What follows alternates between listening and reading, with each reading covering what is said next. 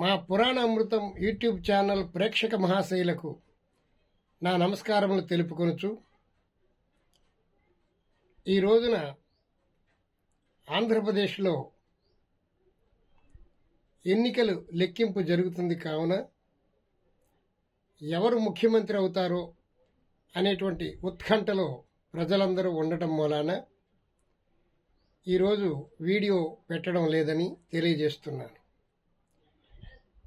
గత ఎన్నికల రోజును కూడా 2-3 రోజులు ఎంత మంచి వీడియో పెట్టినా చూసేటువంటి అవకాశం ప్రజలకు లేక మా వీడియో చూడలేదు.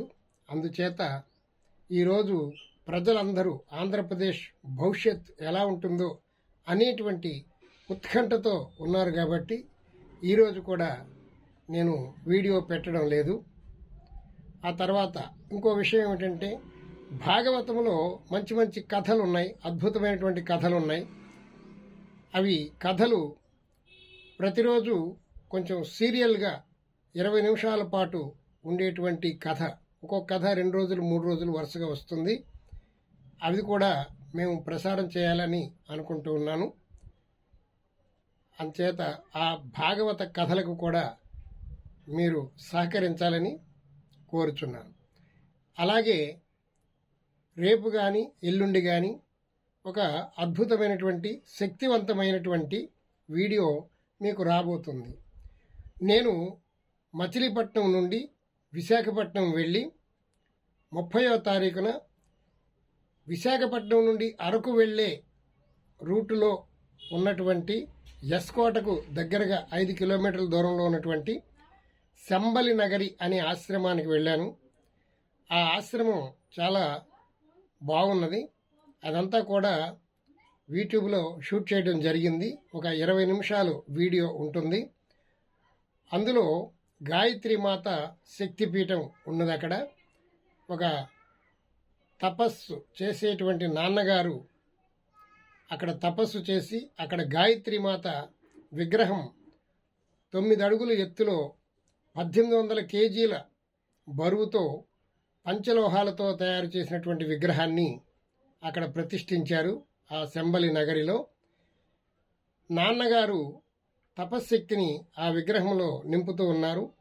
అక్కడికి వెళ్ళి తాకితే అద్భుతమైనటువంటి ఎనర్జీ మనకు వస్తుందని మేము వెళ్ళడం జరిగింది. మచిలీపట్నం నుంచి ఎస్కోట దగ్గరలో ఉన్నటువంటి శంబలి నగర్కి వెళ్ళి ఆ వీడియో తీయడం జరిగింది. ఆ వీడియో చూసినటువంటి వారికి కూడా ఎంతో కొంత ఎనర్జీ లెవెల్ వస్తుందని మీకు తెలియజేస్తున్నాను. ఎనర్జీ అంటే శక్తి. మనకి మాట్లాడడానికి, నడవడానికి, తిరగడానికి, చూడడానికి ఇవన్నిటికీ కూడా మనకి ఒక అద్భుతమైనటువంటి శక్తి కావాలి. ఆ శక్తియే భగవంత్ శక్తి. అది మనకు అనేక రకాలుగా మనకు లభిస్తూ ఉంటుంది.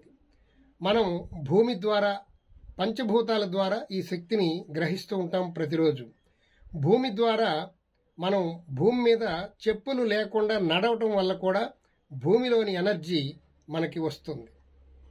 అందుచేతనే పెద్దలు చాలామంది చెప్పులు లేకుండా నడవాలి ఇంట్లోనూ అంటారు. కనీసం ఇంట్లోనన్నా నడవాలి అని చెప్తారు.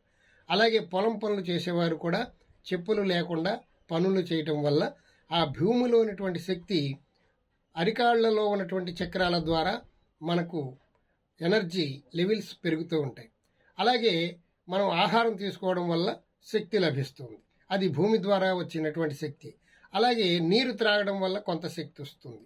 అలాగే మనకి లోపల ఉన్నటువంటి టెంపరేచర్, దానివల్ల సూర్యభగవానుడి వల్ల వచ్చేటువంటి వేడి వల్ల కూడా మనకు కొంత శక్తి లభిస్తుంది.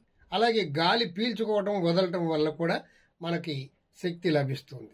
ఆకాశంలో తిరగటం వల్ల, వీధులలో తిరగటం వల్ల కూడా మనకి ఎనర్జీ లెవెల్స్ పెరుగుతూ ఉంటాయి.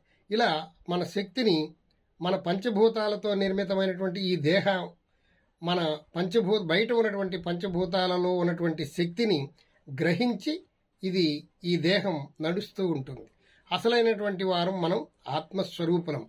ఆ ఆత్మకు ఈ శరీరానికి సంబంధం ఉండి కూడా లేనట్టుగా ఉంటుంది. అంచేత మనము శాశ్వతులం, ఎల్లప్పుడూ ఉండేటువంటి వారం. అలాగే ఎక్కడ శక్తి ఎనర్జీ ఉంటుందో అక్కడ ఎనర్జీ తీసుకుంటే మనం ఆనందంగా ఆరోగ్యంగా ఉండగలుగుతాం. ఆ ఉద్దేశంతోనే నేను వైజాగ్ దగ్గర ఎస్కోట్ దగ్గర ఉన్నటువంటి శంబలి నగరికి వెళ్ళడం జరిగింది. అక్కడ ఉన్నటువంటి ఎనర్జీని నేను తీసుకోవడం జరిగింది. అలాగే ఈ వీడియో ద్వారా మన ప్రేక్షకులందరూ ఆ ఎనర్జీని గ్రహిస్తారు అనేటువంటి ఉద్దేశంతో మనం ఎనర్జీ మనకు ఎలా లభిస్తుంది, మనకు శక్తి ఎలా లభిస్తుంది, ఆ అన్ని విషయాలు కూడా ఆ వీడియోలో పొందుపరచడం జరిగింది. రేపు కానీ ఎల్లుండి కానీ ఆ శంబలి నగరి అనేటువంటి వీడియోని మన ఛానల్లో విడుదల చేస్తాం. అది అందరికీ, మీ బంధువులందరికీ షేర్ చేయండి. అలాగే మా ఛానల్ని సబ్స్క్రైబ్ చేయండి. మంచి మంచి వీడియోలు మీకు అందుతూ ఉంటాయి. ధన్యవాదములు. సర్వే జన సుఖినో భవంతు. సమస్త సన్మంగళాని సంతు. హరి ఓం తత్సత్.